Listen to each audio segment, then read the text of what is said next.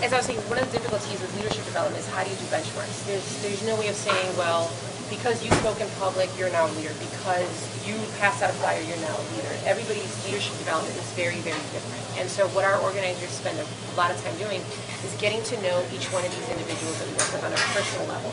Where they come from, how many kids they have, what are they passionate about, what are they talented in, what do they know how to do. And after a couple of months of getting to know people, we start to find out, well, you know, what are you passionate about, and what do you know how to do, and would you be willing to share those skills and talents with other people? So that right there is a benchmark for us. If somebody knows how to compost, which is can they teach another group of people how to compost? If somebody is really good at speaking in public, are they passionate enough about what we do that they're willing to speak in public on behalf of our organization and the community? So it is a little tricky trying to figure out, like, number one, what are the steps to become a leader? But then number two, how do you define who you are now? What makes me say, oh, I graduate, I'm a leader now, I can now do these things. So it is a very difficult process for us. One of the ways in which we try to keep track of this is through storytelling. Like, we ask people, most of the work that we do is through storytelling. Tell us your story, I'll tell you my story. And then from there, we listen for different things. When a person says, you know, before I worked at LVEJO, I really didn't stand up for myself, and after going through your program, I now speak up on so-and-so.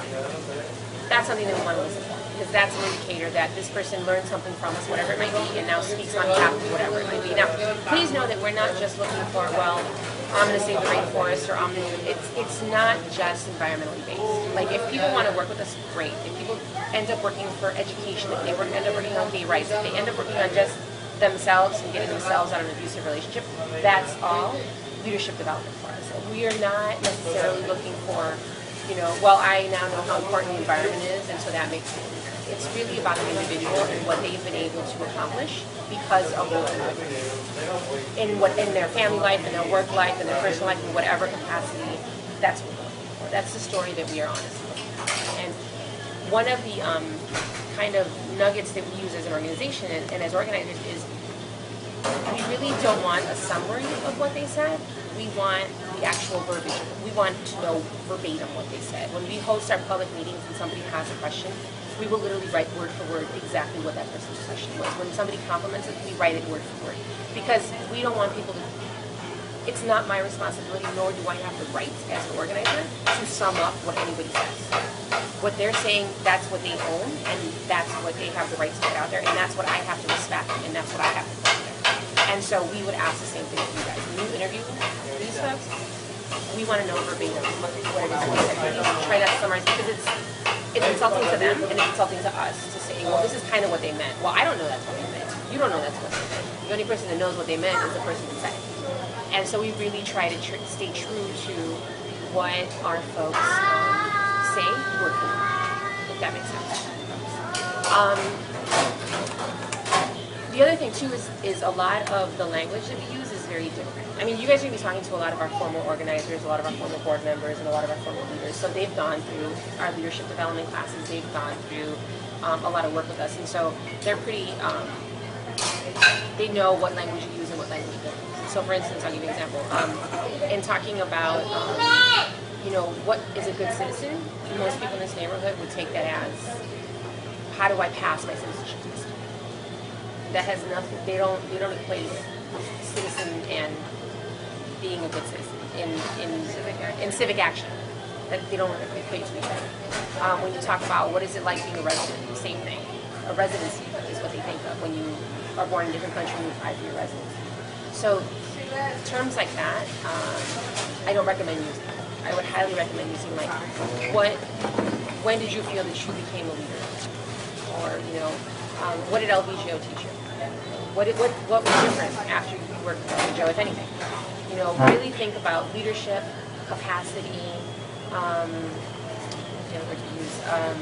sustainability, not in the environmental term of sustainability, but more in the term of how did you become sustainable in your own community? You know, how is it that you maintain your power as an individual? How did you maintain what you believed in as an individual? Power is a really big word that we use.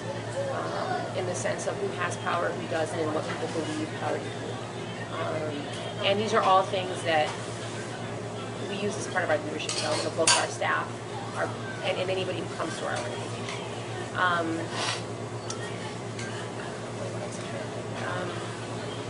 And again, some folks will tell you, well, like, I accomplished this, this, and this. That's great. You know, you did those things. What personally else? Like, we really want to know personally. And it may be like something like, well, I found that I had my own voice. And I didn't, my husband used to tell me what to do, and I found my own voice. Or I found a way to deal with the issues in our community that I would have never dealt with before. Those are the kinds of, again, those are the kinds of things that we're looking for from this interview. And just to reiterate, you guys got our lovely half-done history. But this is me. This is something that I did. And I've been here for 13 years in this organization. And so I know every detail, every nugget of useless information about this organization, as you can tell, that's in here. And this is a lot for people to digest. And so what I really want is whatever stands out here to be a history with a little nugget of information of people's own words telling that story. Because I could make this 10 times longer, to be quite honest, with the amount of useless information that I have stored in my head. But that's not going to share what it is that we do. It's not going to tell people how we do it. It's not going to tell people what we're good at. This isn't going to tell anybody anything. Like, we need to know from these folks, what is it that we do well, and why, and how does it help them in any aspect of it as a leader. So that's really what we're doing in this project. There's only a couple people who only speak Spanish, but we've highlighted them. But most of these folks are very open. They've all either worked with us in some capacity. They're all pretty laid back, and it's just a question of their time, to be quite honest with you. And we reach out to them, and they're all willing to give you guys their time. You know, and they'll probably share a lot more with you than what you originally anticipated. We're all a bunch of talk. That's what we do, is we talk for a living.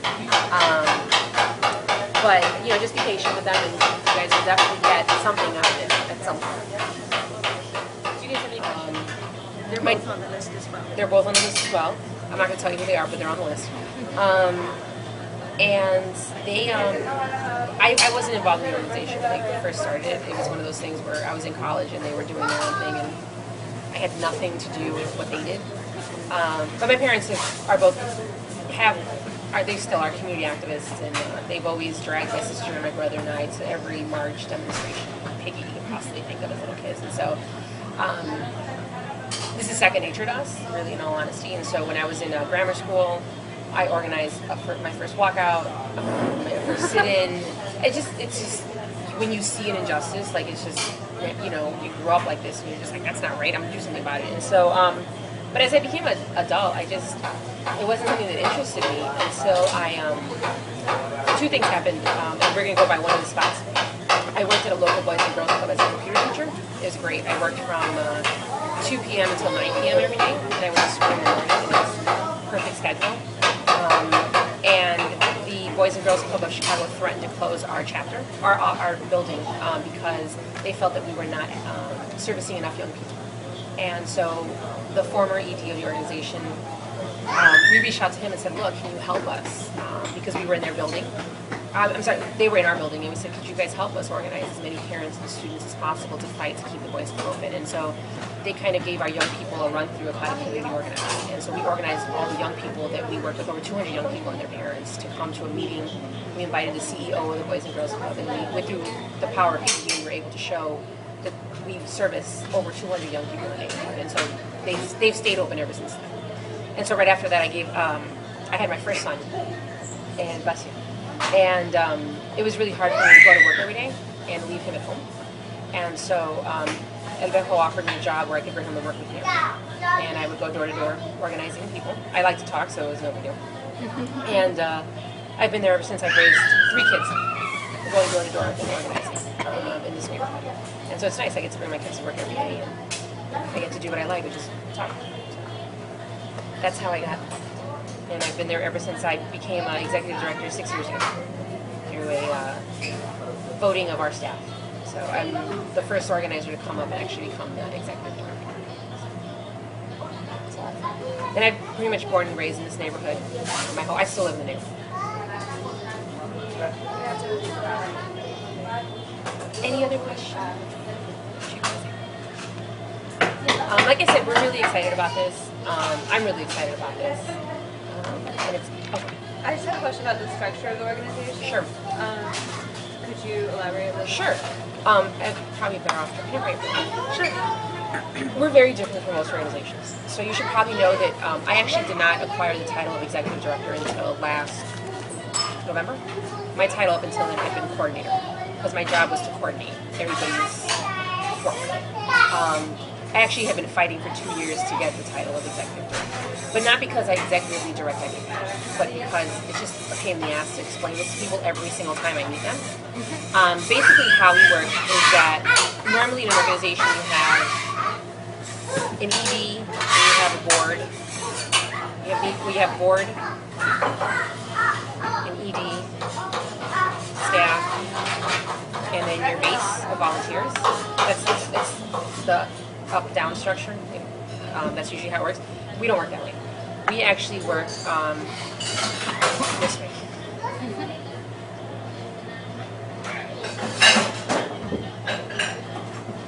So our community organizers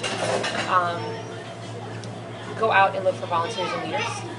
Once you've been a volunteer and leader with us for a pretty long time, you can then apply to become a board member. And then my responsibility, I basically get told what to do by them first, them second, and them third.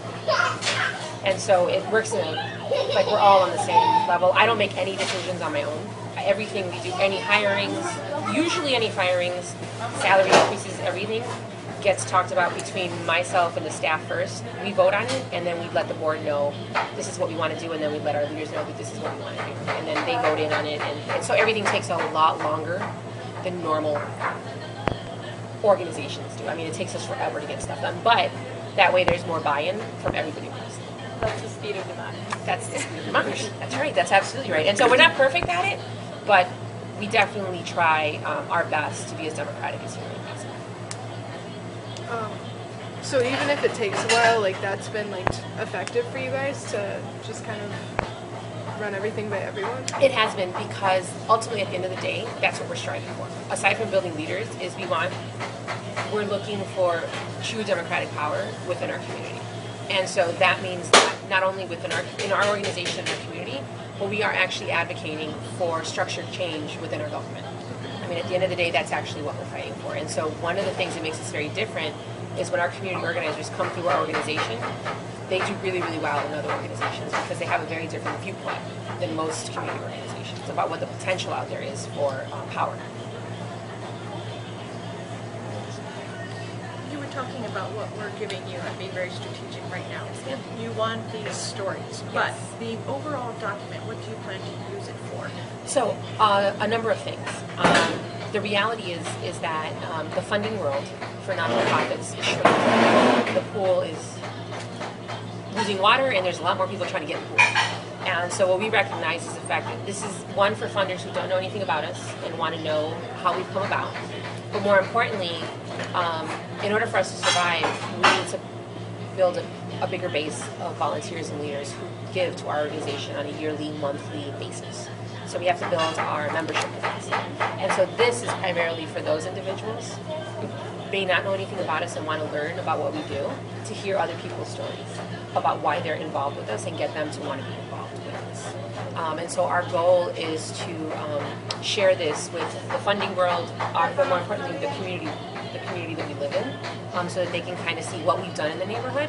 And this community, like any other, is very much about this sharing of information through word of mouth, in the sense of, you could stand on any corner here and look up in the sky for 10 minutes, and within about another 10 minutes you have like 20 people trying to figure out what it is. Everything is very gossipy, word of mouth. Everything travels through word of mouth here.